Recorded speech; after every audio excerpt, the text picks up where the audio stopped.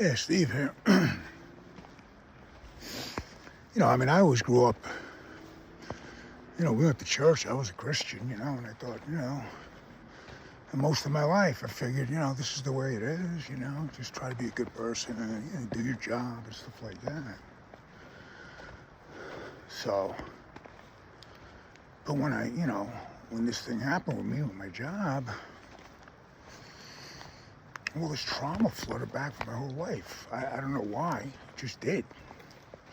Because, everything culminated to this feeling so negative about myself, but I was so preoccupied by work and by just running around like crazy that when I stopped, all this noise was going on, and I was like, oh my God, this is how what's going on when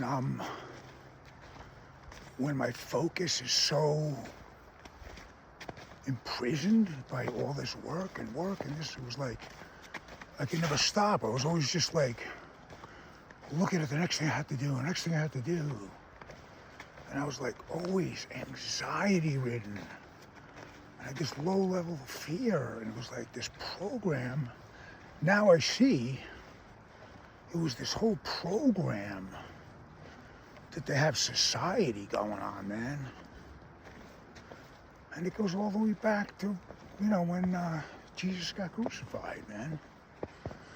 And Jesus wasn't, coming down here to save us from our sins. That's what the power structure wanted you to do, to believe, so that the church, has leverage, on you because you're so afraid you feel like you're going to hell. There is no fucking hell.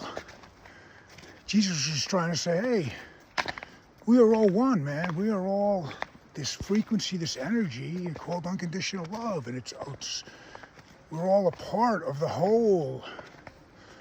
It even said in the scriptures, if you have faith, you can do greater things than me, he was saying. And this shit goes right over everybody's head because we're so programmed by the fucking church that's connected to the government, it's all this bullshit. And we're still fucking programmed to believe we are so small. It's unbelievable. It really is. Anyway, that's Steve. Over and out.